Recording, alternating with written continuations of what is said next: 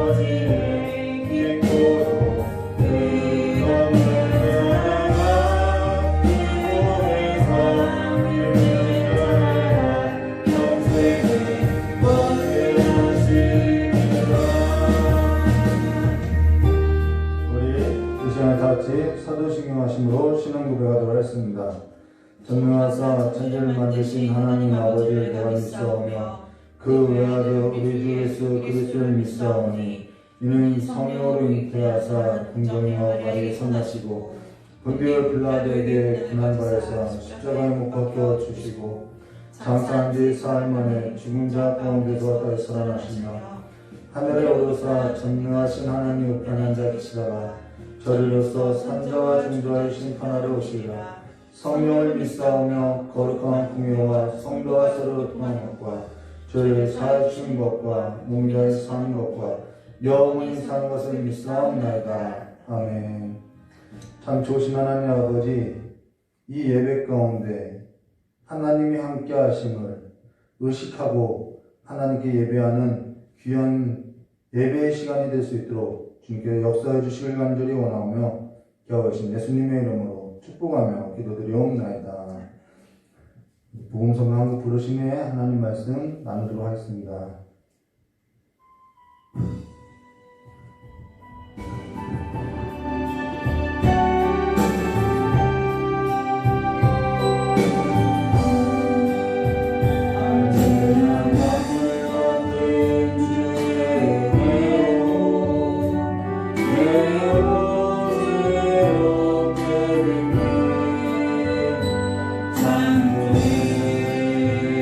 하나님의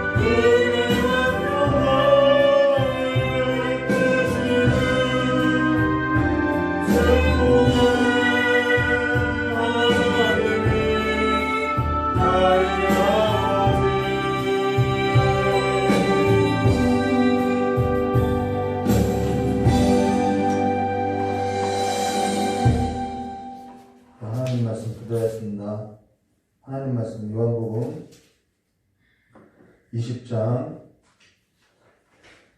1절에서 10절까지 말씀 보도록 하겠습니다. 요한복음 20장 1절부터 10절까지 말씀 한 절 한 절 기도하도록 하겠습니다. 안식 후 첫날 일찍이 아직 어두울 때 막달라 마리아가 무덤에 와서 돌을 무덤에서 옮겨진 것을 보고 시몬 베드로가 예수께서 사랑하시던 그 다른 제자에게 달려가서 말하되 사람들이 주님을 무덤에서 가져다가 어디 두었는지 우리가 알지 못하겠다 하니 베드로가 그 다른 제자와 나가 무덤으로 갈새 둘이 같이 다름질하더니 그 다른 제자가 베드로보다 더 빨리 달려가서 먼저 무덤에 이르러 구부려 쇠마포 놓인 것을 보았으나 들어가지 아니하였더니 시몬 베드로는 따라와서 무덤에 들어가 보니 세마포가 놓였고 또 머리에 쌌던 수건은 세마포와 함께 놓이지 않고 딴 곳에 쌌던 대로 놓여 있더라. 그때야 무덤에 먼저 갔던 그 다른 제자들도 들어가 보고 믿더라. 그들은 성경에 그가 죽은 자 가운데서 다시 살아나야 하리라 하신 말씀을 아직 알지 못하더라. 함께 했습니다. 이에 두 제자가 자기들의 집으로 돌아가니라. 아멘. 참 기도하도록 하겠습니다. 참 좋으신 하나님 아버지, 의식 없이 사는 이성을 잃고 헤매고 살아가는 삶이 아니라 우리의 삶의 그 한복판에 날마다 하나님을 의식하고 살아가는 하나님의 살아계심을 믿고 살아가는 믿음의 사람들이 될 수 있도록 복을 허락하여 주시길 간절히 원하오며 기하고 계신 예수님의 이름으로 축복하며 기도드리옵나이다. 오늘은 요한복음 20장을 전부 마칠 것인데요. 오늘 요한복음 20장 우리가 1절부터 10절까지만 교독했는데요. 부활의 산 증인으로 우리 설교하도록 하겠습니다. 요한복음이 다음 주면은 마치게 될 것인데요. 요한복음이 끝나면은 저도 한 달 정도는 금요 예배는 우리 이경진 목사님에게 맡기도록 하겠습니다. 여러분 한 달간 우리에게 어떠한 은혜의 말씀이 전달될지 여러분 기도로 준비하시고 마음과 생각과 삶을 하나님께 집중하여서 하나님의 은혜의 말씀을 사모하시기를 주님의 이름으로 축복합니다. 자, 그러면은 우리가 지난 예배 때 주께서 십자가에 달려서 다 이루었다라고 하는 그 의미에 있어서 보았고요. 지금 주께서 이제는 부활하셔서 그 부활의 목격자들에 있어서 볼 것인데요. 우리가 그 부활에 있어서 목격자인데 그 부활의 목격자로서 산 증인으로 살 것인지 아니면 죽은 증인으로 살 것인지에 관해서 함께 보도록 하겠습니다. 그러면 성경 말씀 1절의 말씀해 보시면은 안식 후 첫날 일찍이 아직 어두울 때 막달라 마리아가 무덤에 와서 돌이 무덤에서 옮겨진 것을 보고라는 것에서 1절만 해도 정말 많은 의미를 담고 있다는 것입니다. 먼저 안식 후 첫날 일찍이라는 것은 기독교 역사에 매우 중요한 날이라는 것이죠. 가장 거룩한 날이고 가장 깨끗한 날이고 정말 전과 다른 새 역사의 시작의 날이 바로 안식 후 첫날이라는 것이죠. 그리스도께서 십자가에 죽으시고 모든 것을 다 이루시고 동산을 회복한 그 새 역사가 펼쳐진 새 날로서 기독교 역사의 가장 거룩한 날이 안식 후 첫날이라는 것입니다. 가장 밝은 날이라는 것이죠. 그러면은 지금 우리에게 있어서 안식 후 첫날이 그만큼의 의미가 주어지고 있느냐는 거죠. 지금 우리에게 안식 후 첫날이 기독교인의 역사로서 새 역사의 주관자 되신 그 그리스도께서 살아있는 새 역사로서 가장 정결하고 가장 깨끗하고 가장 거룩한 날로서 지켜지냐는 거죠. 근데 오늘 성경 말씀 보면은 바로 위에서 뭐라고 하면 아직 어두울 때라고 말하고 있다는 것입니다.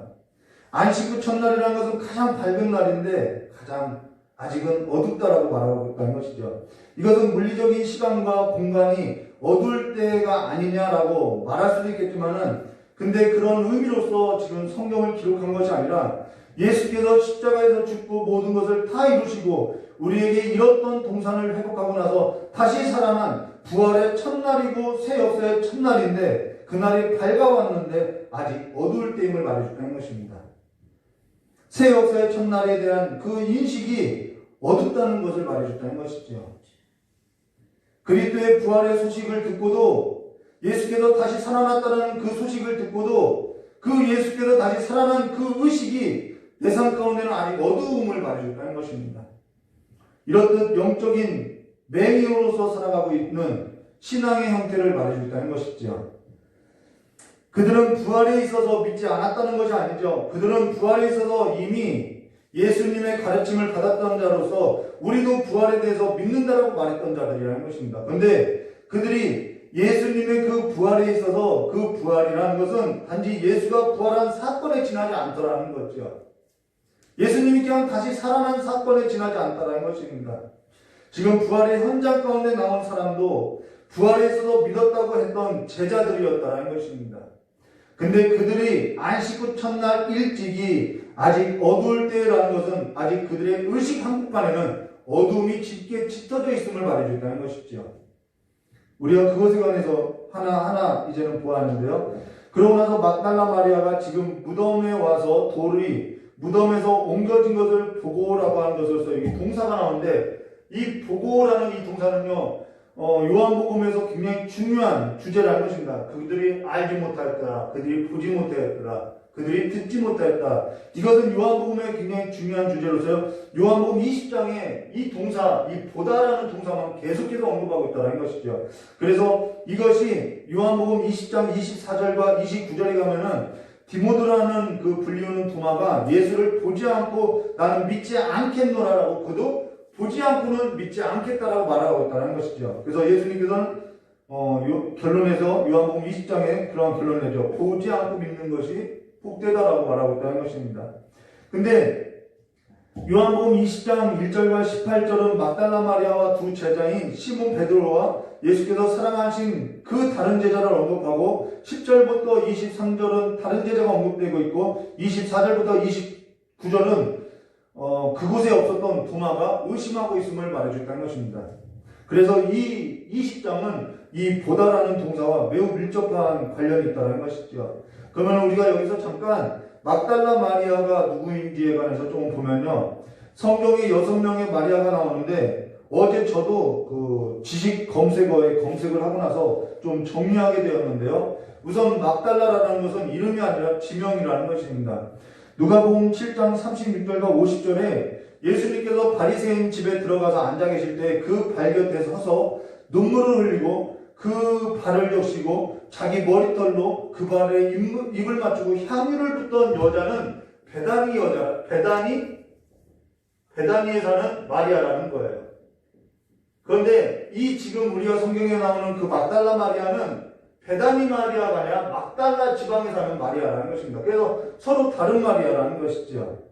근데 그때 예수를 청했던 바리새인이 그것을 보고 그 향유를 부은 여자를 보고 그 마음의 중심에 뭐라고 이야기했냐면요. 이 사람이 만일 선지자라면 자기를 만지는 이 여자가 누구이며 어떠한 자, 곧 죄인인 줄 알았다라고 한 것으로서 이 베다니 마리아를 죄인으로 취급한다는 것입니다. 근데 이때 당시에 죄인이라고 할 때 바리새인들이 여자를 보고 죄인이라고 하는 것은 딱 한 가지 부류밖에 없다는 것입니다. 생계를 위해서 몸을 파는 여자가 바로 죄인으로 규정했다는 것이죠. 그래서 창녀라는 것입니다. 그런데 이 막달라 마리아는 창녀가 아니라는 거예요. 그런데 이것을 혼동해서 이 막달라 마리아가 그 죄인이고 그 창녀로서 오해하면서 설교하는 분들이 있다는 것이죠. 이것을 조금 우리가 언급할 필요가 있다는 것입니다. 그러면은 이 막달라 마리아는 누구냐는 것이죠. 막달라 마리아는 막달라라는 지역에서 서로 다른 지역의 마리아를 말하는데 일부 이 막달라 마리아를 창녀로 오해해서 향유를 부었던 여자가 막달라 마리아라고 이렇게 생각하는데요. 향유를 부은 여자는 베다니 마리아라는 것입니다. 그래서 이 막달라 마리아는 누가복음 8장 2절에 또한 악귀를 쫓아내고 병고침을 받은 어떤 여자, 막달라 마리아는요 악귀에 들렸고 병이 있었던 여자라는 것입니다. 그런데 그 어떤 여자, 곧 7 귀신이 나간 막달라라고 하는 마리아가 있으니라고 말하고 있다는 것이죠. 바로 성경에 7 귀신 들렸던 마리아가 막달라 마리아라는 것입니다. 그로 인해서 그는 7 귀신이 들렸던 이 여자는 예수님께서 7 귀신을 쫓아내어 주셨고 그로 인해서 예수님과 함께하며 자기 소유를 팔아서 예수님과 제자들을 섬겼던 여자라는 거예요. 그러고 십자가 형장까지 따라갔고 예수님의 무덤까지 따라갔고 안식일이 지나고 나서는 다른 마리아들과 함께 향품을 그 예수님의 실신에 바르려고 했던 여자가 바로 막달라 마리아라는 것입니다. 근데 찬송가 211장 가사에 보면은 값비싼 향유를 주께 드린 막달라 마리아 분바다라고 이야기하는데요. 값비싼 향유를 바친 것은 막달라 마리아가 아니라 베다니 마리아라는 것이죠. 이 부분이 좀 잘못됐다는 것을 저도 설교를 준비하면서 이 지식 검색어를 보고 알아서 여러분 참고하라고 이야기한 것입니다. 그러면은 이 막달라 마리아는 이 정도로만 하고요. 2절 말씀 보시면 이렇게 말씀하셨죠. 시몬 베드로와 예수께서 사랑하시던 그 제자들에게 달려가서 말하되 사람들이 주님을 무덤에서 가져가다 어디 두었는지 우리가 알지 못한다 하니라는 것은 아직 지금 이 말은 막달라 마리아가 무덤에 갔다가 예수의 시신이 없어서 돌아와서 제자들에게 한 말이라는 것입니다. 이것이 중요한데요. 막달라 마리아는 앞서서 7귀신이 들렸던 여자로서 예수님께서 7귀신을 쫓아내주시고 병을 고쳐주고 그래서 자기 소유를 팔아서 예수를 따랐던 여제자가 막달라 마리아라는 것입니다. 그녀는 인생의 주인이 7귀신 들렸던 그 삶에서 예수로 바뀐 삶이라는 거예요. 그래서 예수를 따랐던 삶이라는 것이죠. 그래서 그녀는 예수의 제자로서 부활도 알고 부활도 믿고 부활의 신앙도 있었던 자라는 것이죠. 근데 지금 그 여자가 지금 막달라 마리아의 그 의식 한복판에는 무엇이냐면 예수가 죽어 있다는 것이죠. 예수가 살아있지 않다라는 것이죠. 막달라 마리아의 의식에는 아직 예수가 살아난 것이 아니라 예수가 죽어 있는 것으로서 시신을 찾고 있다는 것입니다. 우리의 신앙도 얼마든지 이럴 수 있다는 거예요. 내가 부활도 알고 내가 하나님을 예배하기도 하고 하나님을 섬기기도 하고 내가 전에는 세상의 그 악한 영에 붙들려서 살다가 이제는 내가 예수를 믿는 자로서 예수를 믿고 따르는 자가 되었는데 내 아직 의식 한복판에는 예수가 살아있는 하나님이 아니라 예수가 죽어있는 신으로서 살 수 있다는 것입니다. 지금 여러분의 의식 한복판에 여러분의 그 의식 가운데 예수가 살아있는 분이라는 거죠. 안식 후 첫날 일찍이 아직 어두울 때라는 것은 이들의 그러한 의식을 말해주고 있다는 것입니다. 아직 어두울 때라는 거죠. 그러고 나서 3절과 4절에 이렇게 말씀하죠. 베드로와 그 다른 제자가 나가서 무덤으로 갈새 둘이 같이 다름질하더니 그 다른 제자가 베드로보다 더 빨리 달려가서 먼저 무덤에 이르러 라는 것으로서 둘이 같이 달려갔는데 요한이 베드로보다는 젊지요. 그래서 요한이 먼저 무덤에 이르렀다는 상황을 이야기하고 나서요. 5절에 구부려 세마포 놓인 것을 보았으나 들어가지 아니하였더니 라는 것으로서 무덤에는 먼저 왔는데 구부려서 무덤 안을 보았지만은 무덤 안으로는 들어가지 않았다는 것입니다. 이 유대 공동체의 무덤은 어떻게 되냐면 입구가요 한 90cm, 1m도 안 되는 이 굴을 이렇게 판다라는 것입니다. 그래서 입구 쪽에는 발을 두고 여기다는 발을 두고 이 굴 안쪽에다는 무엇을 두냐면 머리를 둔다라는 것이죠. 그래서 여기에 와서 이렇게 그냥 들어가지는 않고 안을 이렇게 보았다라는 것입니다. 근데요, 그러고 나서 요한은 지금 요한도 말하고 있죠. 요한은 뭐만 봤어요? 세마포만 보고라고 이야기하고 있죠. 그리고 나서 6절 말씀 보시면 시몬 베드로가 따라와서 무덤에 들어가 보니 세마포가 놓였고 7절에 또 머리 쌌던 수건은 세마포와 함께 놓이지 않고 딴 곳에 쌌던 대로 놓여있더라 라는 것으로서 시몬 베드로는 역시 시몬 베드로답게 무덤에 쑥 들어가서 보았다는 것입니다. 근데 여기에 7절 말씀해 보시면 머리에 쌌던 수건은 세마포와 함께 놓이지 않고 딴 곳에 쌌던 대로 놓여있더라 라는 것은 예수의 부활에 있어서 굉장히 큰 증거가 된다는 것입니다. 예수님은요, 이때다 우리는 이 염을 하면은 막 이렇게 꽁꽁 싸매지만은 이 유대인들은 이 몸통을 싸매는 것과 얼굴에 수건을 따로 싼다라는 것이죠. 그래서 예수님이 몸만 쑥 빠져나가가지고 이 세마포는 그냥 여기에 놓여져 있고 머리를 쌌던 것은 따로 머리에 두었던 곳에 놓여져 있음을 말해줬다는 것입니다. 이것이 바로 예수님께서 몸만 빠져나갔다라는 그 부활을 증거하고 있다는 것입니다. 그러면요 8절 말씀 보도록 하겠습니다. 그때야 무덤에 먼저 갔던 그 다른 제자도 베드로가 들어가 보았더니 이제 따라서 이제 요한도 들어간 거죠. 그 다른 제자도 들어가 보고 믿더라라는 것에서 예수님께서 부활했다는 것을 믿는 것인지 아니면 막달라 마리아가 한 말이 사실이구나, 예수님의 시신이 없구나 라는 것을 보고 믿었다는 것인지, 이것에 관한 논의가 있지만은요, 이것에 관한 것에 관해서 해석마다 다르지만요, 이것은 예수의 부활을 믿었다는 말이 아니라는 것입니다. 이것은 막달라 마리아가 한 말에 있어서 그것이 사실이구나, 예수의 시신이 없구나 보고 믿었다라는 것입니다. 예수님께서 부활했다라는 믿음이 아니라는 거예요. 9절 말씀에 그래서 이렇게 말하고 있죠. 그들은 성경에 그가 죽은 자 가운데서 다시 살아나야 하리라 하신 말씀을 아직 알지 못하더라 라고 말씀하고 있다는 것입니다.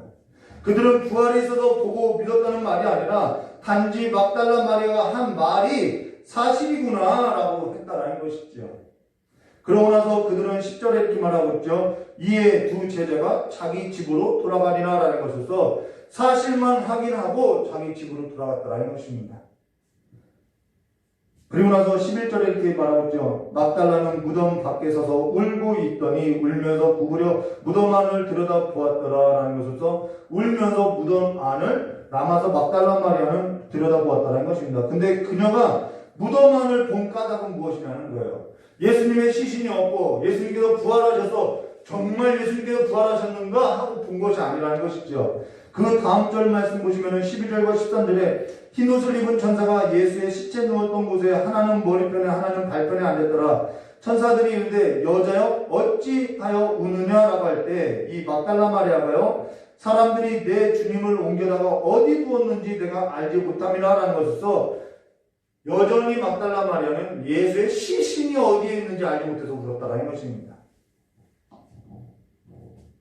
죽은 예수를 찾고 있다라는 거죠. 살아있는 그분을 만난 기쁨이 아니라 죽은 예수를 찾고 있다라는 것입니다. 여기서 그녀가 울었다는 것은 정말 억눌렀던 감정이 폭발해버렸다라는 거예요. 그녀가 그토록 정말 사랑했던 분이 지금 시신이라도 보고 싶은데, 시신이라도 그 시신의 향품이라도 바르고 싶은데 그분이 어디에 두었다고만 하면 내가 가져가겠는데 지금 그 시신이 없어서 눌렀던 감정이 폭발했다라는 것이죠. 지금 성경이 말하고자 하는 것이 뭐냐? 막달라 마리아는 눌렀던 감정이 폭발하여 울었던 것으로서요, 내가 전에 7 귀신 들렸는데 그 7 귀신을 쫓아내주시고 내가 평생 섬기고 내가 사랑하고 내가 쫓겠다고 했던 그분이 어느 날 밤 갑자기 그 군인들에게 잡혀서 결박되어서 십자가에서 죽고 지금은 그 시신마저도 사라졌어. 내가 향품도 드리지 못해서 지금 내 곁에 그분이 안 계셔서 지금까지 눌렀던 모든 감정이 전 존재가 무너지는 경험으로서 폭발했다라는 것입니다. 내가 그토록 사랑해서 따랐건만 그가 죽고 시신마저 사라졌다라는 것이죠. 그러면은 그 막달라 마리아가 전 존재가 무너지는 경험이 중요한 것이냐? 그게 아니라는 것입니다. 여기서 중요한 것은 뭐냐면은 아직 그녀의 의식 한복판에는 예수가 살아있는 것이 아니라 죽어있다라는 거예요. 예수가 죽어있다라는, 예수를 사랑하지 않은 것이 아니에요. 그 인생에 예수가 주인으로 바뀌지 않은 것이 아니에요. 근데 그 막달라 마리아 의식에는 예수가 살아있는 것이 아니라는 것입니다. 지금 예수를 물리적으로 보고 있다는 것이죠.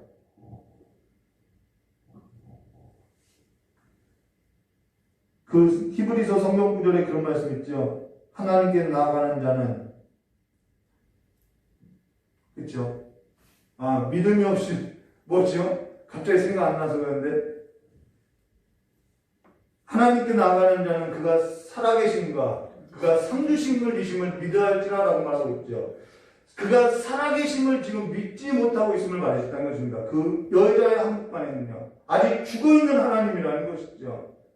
그러면서 14절 말씀에 이렇게 말씀하셨죠. 이 말을 하고 뒤를 돌이켜 예수께서 서 계신 것을 보았으나, 여기서 또 보았다고 말하죠. 보았으나 예수이신 줄을 알지 못하였더라 말해서 인기적으로 뒤를 돌아봤는데 예수님께서 서 계신 것을 보았대요. 근데 예수신 것을 몰랐다라고 말하고 있다는 것입니다. 지금도 예수께서 서 계시고 있는데 예수가 내 앞에 서 계신 것을 모르고 의식 없이 살아가는 성도들의 신앙이 있음을 말해줬다는 것입니다. 예수께서 부활하시고 살아나셨는데 예수께서 내 삶 가운데 물리적으로 육체적으로 안 계시니까 그분이 안 계신 것처럼 살아있지 않은 것처럼 내 의식에는 하나님이 안 계신 것처럼 죽어있는 하나님으로서 살아가고 있더라는 거예요. 지금 이것을 말해줬다는 것입니다. 우리 가운데 서 계시는데 우리의 의식 가운데는 그분이 안 계신 것처럼 마치 그분이 없는 것처럼 나는 행동하고 살아가고 있다는 것입니다.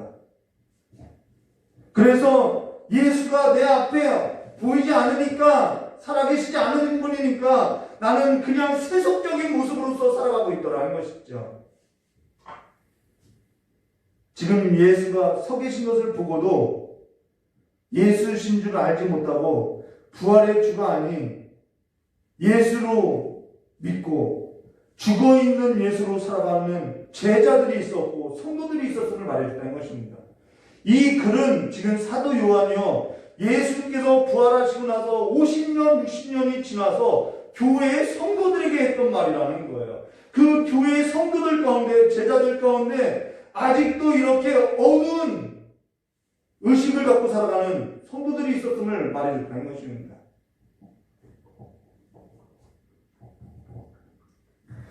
이것은 역사적인 사실이고요. 근데 사도 요한은 이것이 역사적인 사실이었다, 예수님이 부활하셨다, 그 역사적인 사실을 전하고자 했던 것이 아니라 예수의 부활에 있어서 아직 어두울 때라고 하는 그 신앙의 형태로서 예수가 그 의식 한가운데 살아있지 못한 자들로서 예수가 물리적으로 있을 때 그때 예수를 믿고 살아가는 신앙의 형태로서 그냥 붙들고만 있음을 말해줬다는 것이죠. 누구와 같이요? 막달라 마리아처럼. 막달라 마리아는 일곱 귀신에 붙들렸죠. 병이 있었죠. 근데 예수님께서 그의 인생 가운데 들어와서 일곱 귀신을 쫓아내 주시고 병을 치료해 주셨죠. 그래서 예수님이 그 인생 가운데 주인으로 왔어요. 근데 그 막달라 마리아는 여전히 그 예수가 무덤 가운데 죽어있는 예수더라는 거예요.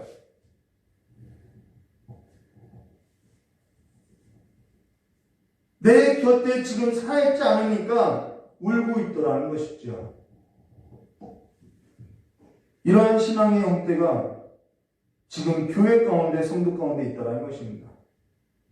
그때 15절 말씀 보도록 하겠습니다. 예수께서 이르실 때 여자여 어찌하여 울며 누구를 찾느냐 하시니 죽은 예수를 찾고 있는 거죠. 마리아는 그가 동산직인 줄 알고 이르되 주여 당신이 옮겼거든. 그렇죠? 계속 예수님은 죽어 있어요. 마리아에게는. 어디 두었는지, 이 어디 두었다는 말은 육체적인 시신을 갖고 하는 말인 것이죠. 어디 두었는지 내게 이룰수록 그리하면 내가 가져가리라라는 것은 정말 시신이라도 가져갈 만큼 막달라 마리아는 예수를 얼만큼 사랑했는지를 보여주고 있는데 그녀의 그러한 사랑에도 불구하고 그녀의 의식 가운데는 예수가 살아있지 않다는 것을 보여주고 있다는 것입니다. 이건 너무나도 심각한 문제라는 거죠. 두 제자는 막달라 마리아의 말을 듣고 예수의 시신이 없어진 것을 그냥 보고 사실만 확인한 믿음이라는 거예요. 40인에 막달라 마리아가 한 말이 40인에 확인하고 자기 집으로 갔다라는 거죠. 막달라 마리아는 남아서 예수의 시신을 찾고 있다라는 것이죠. 근데 예수가 다시 살아났다라는 것입니다. 이제는 죽은 자 가운데서 찾을 수 있는 분이 아니라 그분은 산자의 하나님이라는 거예요.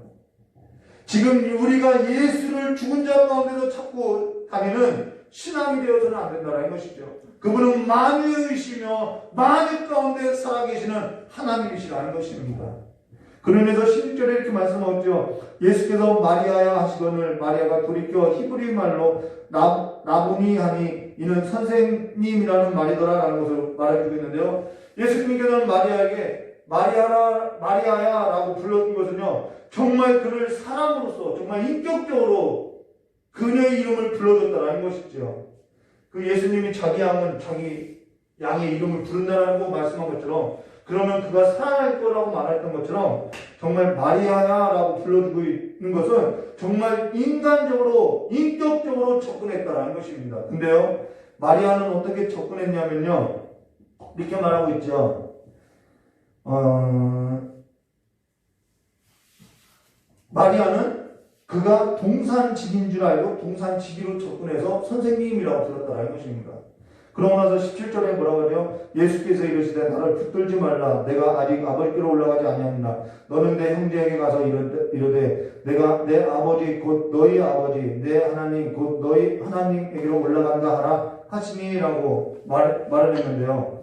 여기서 예수님께서 나를 붙들지 말라. 내가 아직 아버지께로 올라가지 아니했다라는 것은 막달라 마리아가 예수를 동산지기로 알고 예수의 시신이 어디 있는지 달라고 그 옷을 붙잡고 요청한 것을 말해줬다는 것입니다. 이 말은 동산지기인 줄 알고 붙들었던 것은 아직 마리아의 의식 한복판에는 예수가 뭐예요? 시신이고 물리적인 공간에 갇혀 있고 육체적인 예수임을 가르쳤다는 것입니다. 살아있는 예수가 아니라는 거예요.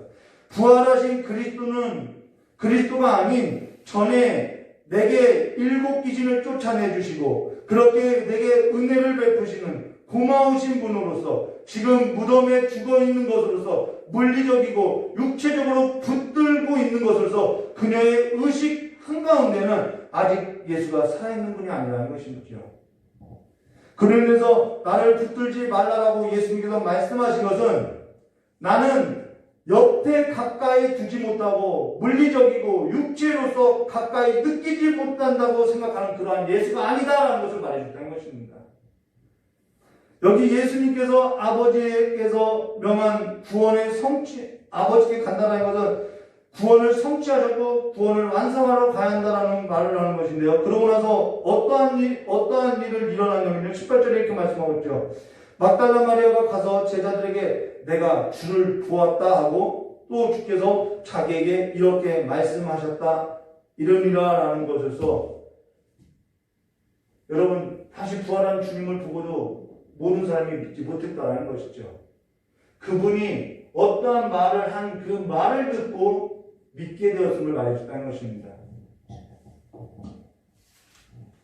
여기서 2가지 사실을 말하는데요. 그것이 뭐냐면은 막달라 마리아는 이제는 내가 주를 보았다라고 할 때 여기서의 주는 시신이 아니라 다시 살아나신 예수를 보았다 이 말이라는 것입니다.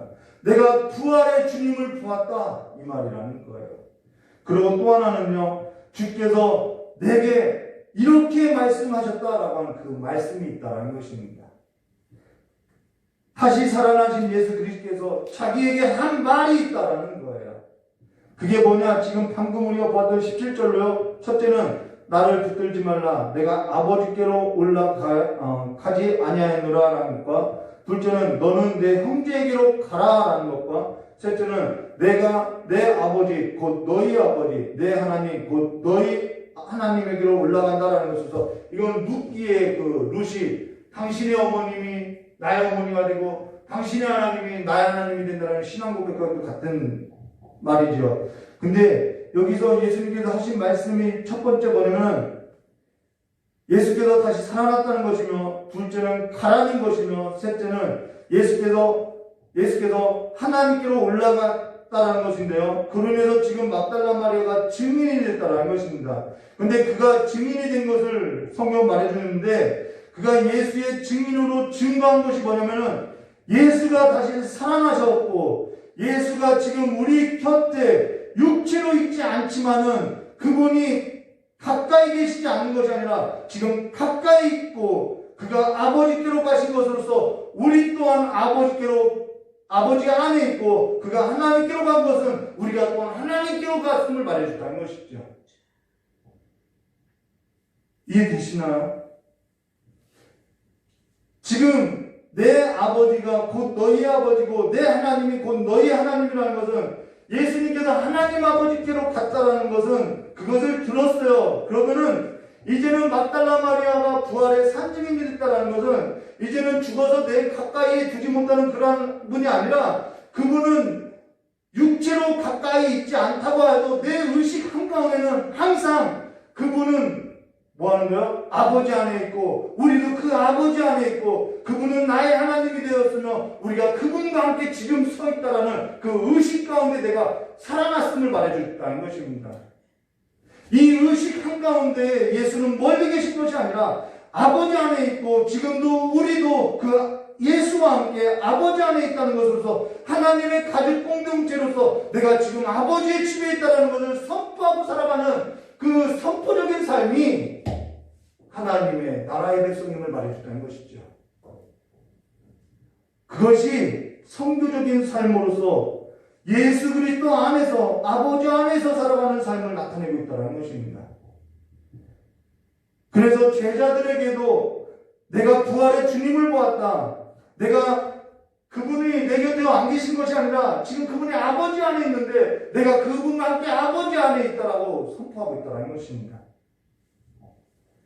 여러분의 의식 가운데 내가 무엇을 하든지 간에 아버지 안에서 내가 이 세상에 속한 것이 아니라 아버지의 집에 거하여서 내 집이 아니라 아버지 집에 거하여서 예수가 서 계신 것이 보이냐는 것입니다. 지금 우리는 어떠한 삶을 살고 있냐는 거죠. 우리 의식 한가운데 예수가 살아있느냐는 거죠. 내가 그냥 내 집에서 살아가는 것이 아니라 제자들과 같이 자기 집으로 돌아가서 사는 것이 아니라 아버지의 집 안에서 거하여서 예수와 함께 살아가는 그 삶이 어떠한 물리적인 공간으로서 어떠한 육체적인 모습으로서가 아니라 지금 내 의식 가운데 그 예수가 살아있는 것이 충만하냐는 것이죠.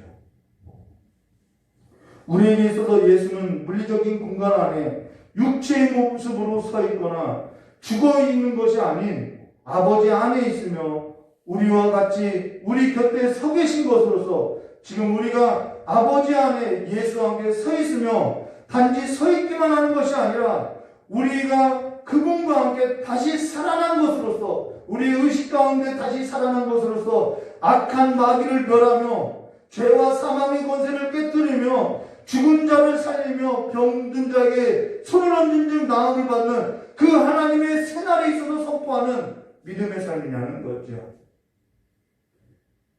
악으로 가득한 세상 가운데서 하나님의 자녀로서 아버지 집에 거하여서 살아가는 그 거룩한 삶이 내 삶 가운데 의식 한복판에 충만하게 서 있냐는 것이죠. 지금 우리가 하나님 안에 있고 그리스도께서 우리와 함께 서 있다는 것입니다. 근데 지금 우리의 신앙이 사실만을 확인하고 그런 것이 있구나 사실만을 확인하고 자기 집으로 돌아간 삶으로서 살아가는지 예수 그리스도께서 다시 살아난 삶이 아닌 죽은 자 가운데서 찾는 삶인지 그래서 날마다 그 죽어있는 삶으로서 아버지의 집에 거하는 삶이 아니라 그냥 자기 집에 거하여서 살아가는 삶인지 지금 말하고 있다는 것입니다. 지금 아버지 집이 있는데 지금 예수 그리스도께서 다시 살아났는데 지금 우리는 무엇을 염려하고 무엇을 걱정하고 무엇을 생각하고 살아가는 거예요. 지금 아버지의 집이 있고 지금 예수 그리스도께서 다시 살아났는데 무엇을 보고 무엇을 믿고 살아가는 거죠. 아버지 집에 사는 자로 예수 그리스도와 함께 살아가는 삶으로 모든 것을 예수와 함께하며 예수와 함께 살아가는 삶이 저와 여러분의 삶의 현장에 그 의식들이 실제가 되시기를 주님의 이름으로 축원합니다. 이것이 부활이라는 거예요. 하나님 앞에 살아가는 그 부활의 산증인이 된 삶으로서 하나님의 영으로 충만한 권능의 사람으로서 땅끝까지 죽어있는 그 죽은 예수의 증인이 아닌 살아있는 예수의 증인으로서 다시 일어나는 교회가 되시기를 주님의 이름으로 축원합니다. 다 같이 기도하도록 하겠습니다. 참 좋으신 하나님의 아버지, 예수가 살아났다는 것을 그런 일이 있었구나 역사적으로 사실만 확인하면서 살아가는 성도가 아니라 또한 날마다 그 죽어있는 예수님을 붙드는 것으로서 전에 내게 은혜 주셨고 전에 내게 이러한 은혜를 베풀었고 그렇게 고마우신 분으로서 생각하는 신앙이 아니라 지금 내가 아버지 안에 집에 거하여서 지금 예수 앞에 서 있는 삶으로서 코람데우의 신앙을 갖고 하나님을 의식하면서 살아가는 삶이로서 세상의 그 세속의 물결에 빠지지 아니하며 또한 사망과 그 악한 마귀에 있어서 짓눌려서 살아가는 것이 아니라 모든 것에 있어서 하나님의 새 나라에 있어서 선포하는 자들로서 살아갈 수 있도록 복을 허락하여 주시길 간절히 원하오며 겨우신 예수님의 이름으로 축복하며 기도드리옵나이다. 우리 찬송한 영 부르시는 깨달은 말씀 붙잡고 기도하도록 하겠습니다.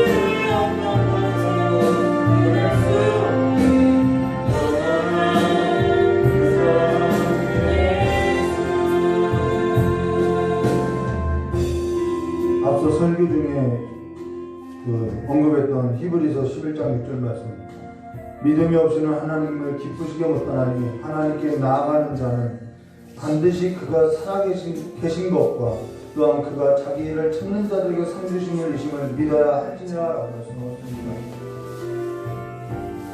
여러분, 예배 가운데 하나님이 함께하고요, 우리의 삶 가운데 함께하는데, 예수께서 우리 앞에 서 계시는데 우리가 너무나도 의식 없이 살아가고 있다는 것입니다. 예수를 보지 못하고 살아가고 있다는 거예요. 온라인 예배를 드리니까 그냥 예배는 예배고, 나는 그런 의식 없이 하나님이 내 앞에, 내 존전 앞에 살아가는 그 삶의 의식 없이 그냥 내 삶을 꾸려나가고 있다는 것이죠. 여러분, 예배가 온라인이다, 온라인 아니다, 삶이 예배다, 예배가 아니다, 그게 중요한 것이 아니라 내가 내 삶에 있어서, 내 의식 한복판에 있어서 예수가 서 있는지, 그 서 있는 예수가 살아있는지, 여러분의 신앙이 살아있는 부활의 산 증인으로서 사는지 다시 한번 기도로서, 삶으로서, 예배로서, 말씀으로서 날마다 주 앞에 살아가는 삶이 되시기를 주님의 이름으로 축원합니다. 이 시간 깨달은 말씀 붙들고 같이 기도하고 들어가도록 하겠습니다. 이름이 거룩히 금을 받으시며 나라의 마옵시며 뜻이 하늘에서 이루어진 것 같이 땅에서도 이루어지라.